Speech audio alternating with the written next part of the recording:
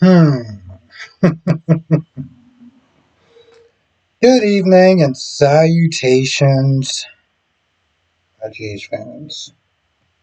I think at this point, people already know why I'm smiling. You don't? Wild guess. Oh, yeah. That's right. You saw this episode. I'm going to put it this way. This episode is not getting off my DVR for a very, very, very long time.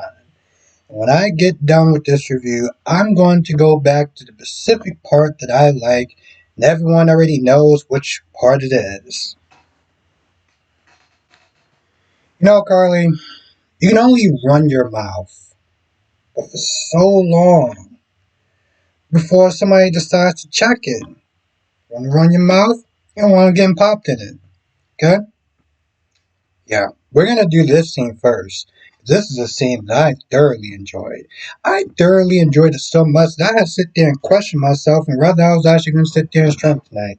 Because I woke up this morning and during work I was like, yeah, I think I'm going to watch an episode of Paradise and take my ass to sleep. Then I watched this episode and I was like, I might sit there and relish in what I just saw. But either way, when you come to my stream, oh yeah, that's going to be a topic of discussion. Okay? Now, this whole thing starts. Nina just walks in, and Nina's like, "Yo, what's going on? Like, hearing something about a trial date being moved up. Like, what's up? I mean, I thought we had a plan." Now, Carly at this point is just like, "F this plan because it ain't working. This whole Drew and Willow thing is not being broken up fast enough. Willow's not going to see the truth. She hasn't seen the truth.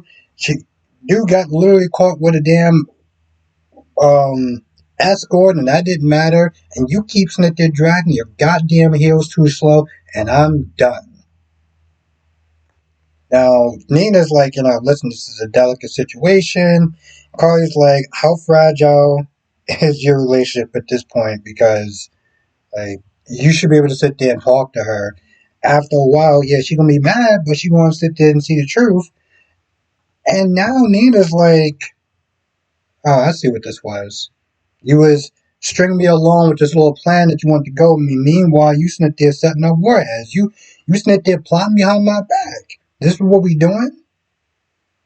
So now they're going back and forth, right? And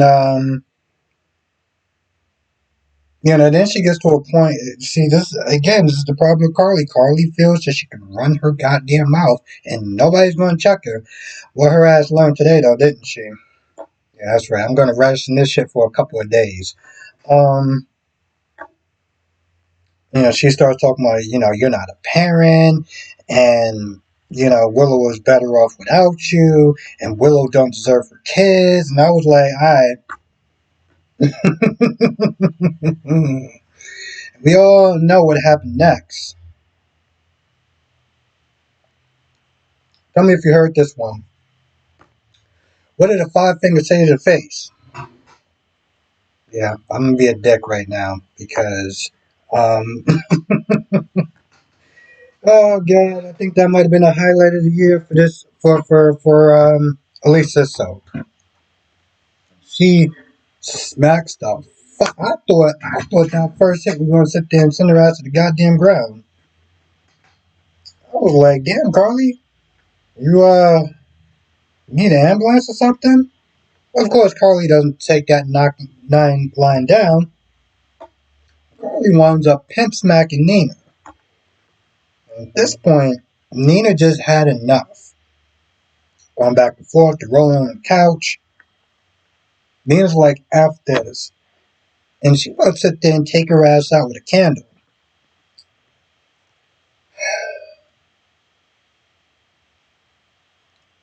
She better thank God and her lucky stars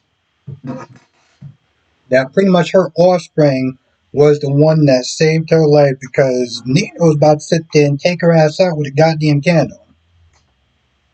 And I'm here for all of it, obviously, right? Jocelyn comes in and she pretty much does some spy shit or whatever, winds up holding Nina, and eventually she lets her go.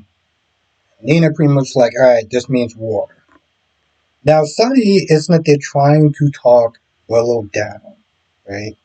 And Willow's like, Michael's not seeing reasoning. He didn't even want to sit there and talk to me. I was like, regardless if he wants to talk to you or not, like that don't mean, like he may just not want to rock with you right now. He's in a lot of pain. Maybe you could sit there and kind of take that as that was a pain day, you know.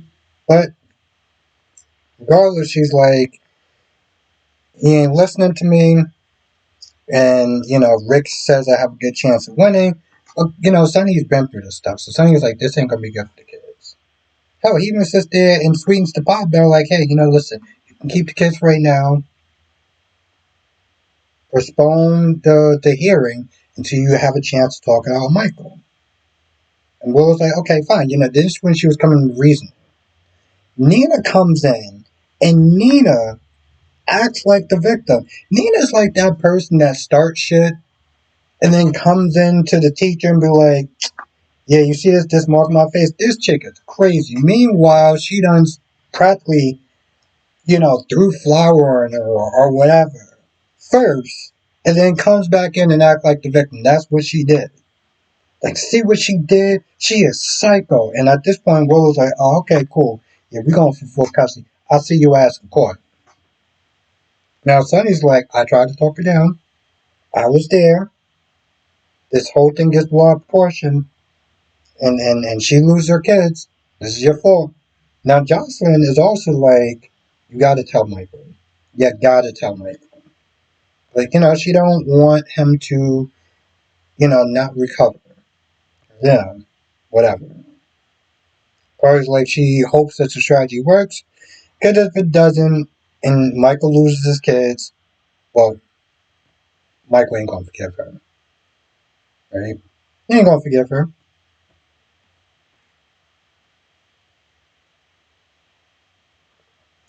That's why I said in the perfect world, everybody's not there jumping in. You got Willow that's jumping in. You have Drew that's jumping in. You have Carly that's jumping in. You have everybody that's jumping in except for the people that actually matter.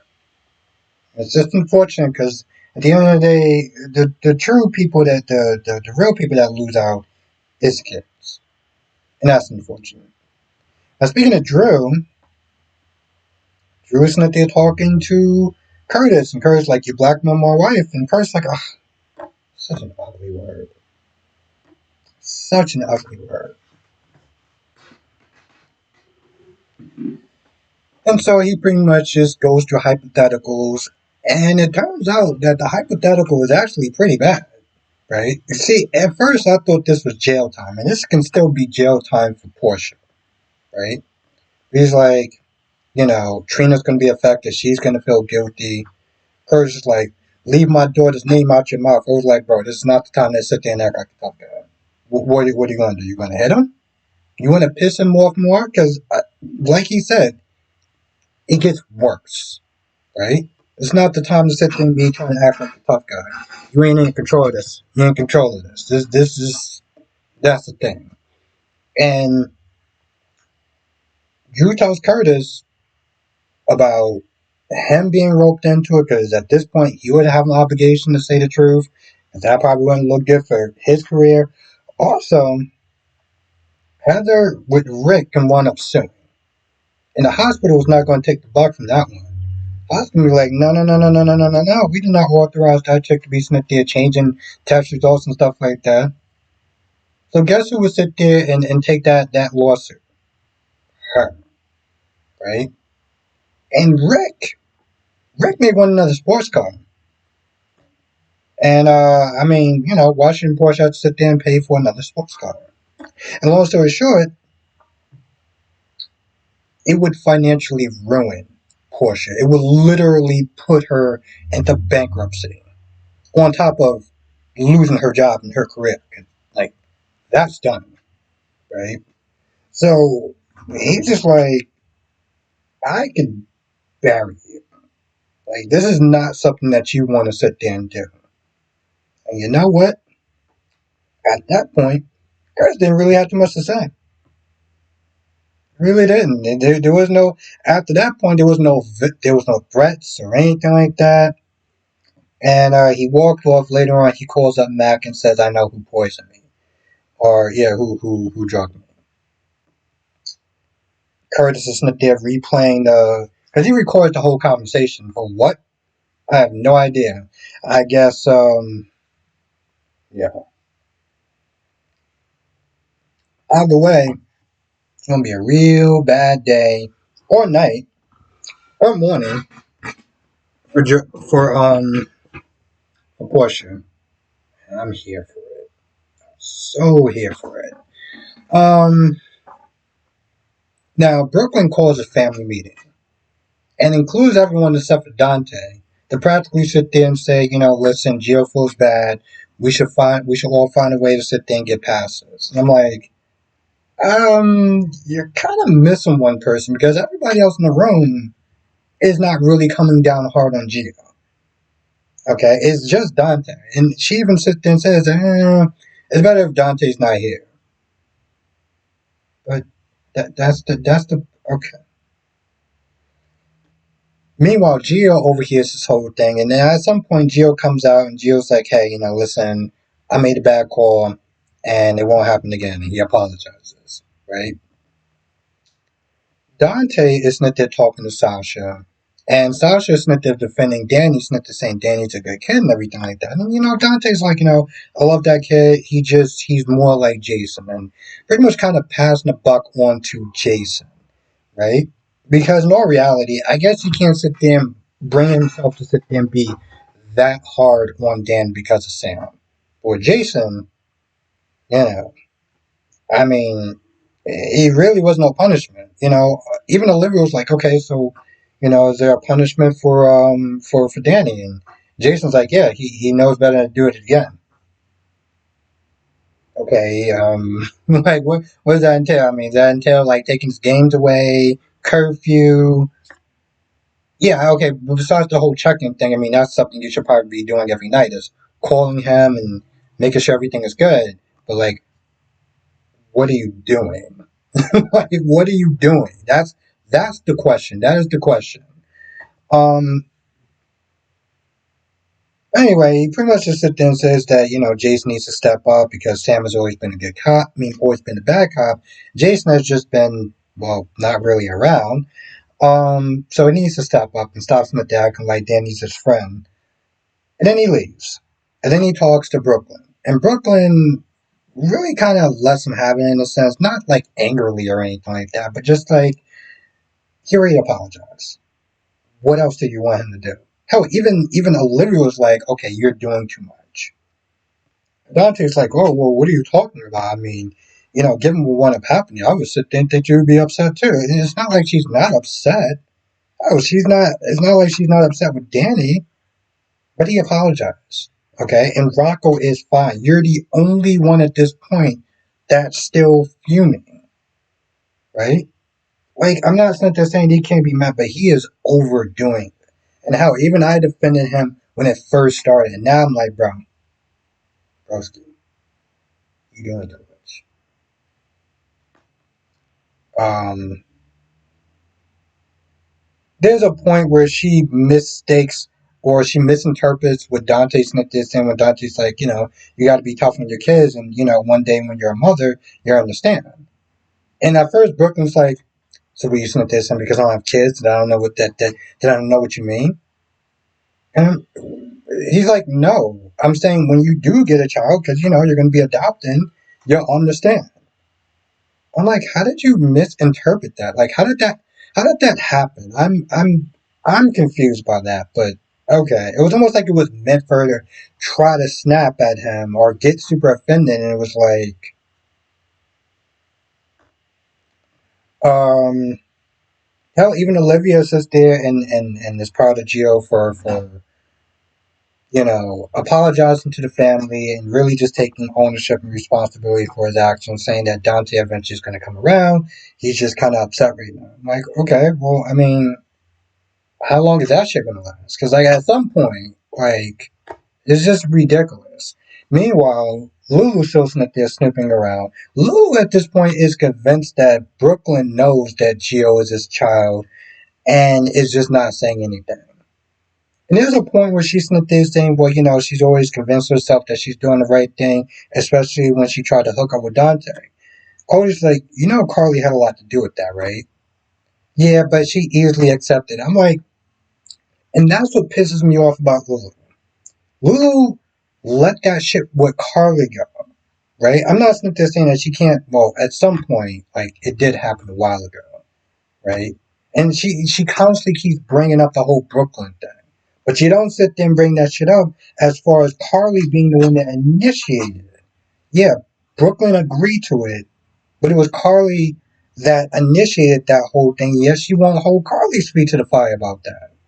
And I find that to be just utter acidine. She should be just as upset with Carly. She really should.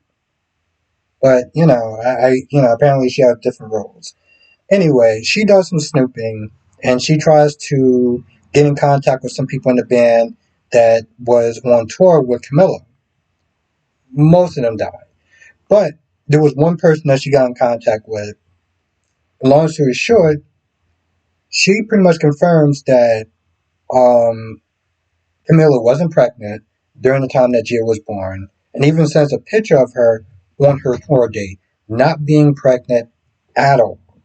So, she's putting together some of the pieces. I mean, most of the pieces. She's just still assuming that Brooklyn knows, which I'm just like, okay. Of course, again, she made it her business to sit there and expose the truth that wasn't her truth to sit there and share. But, that's Lulu for you. Now, the last scene is with Jason, and, Jason.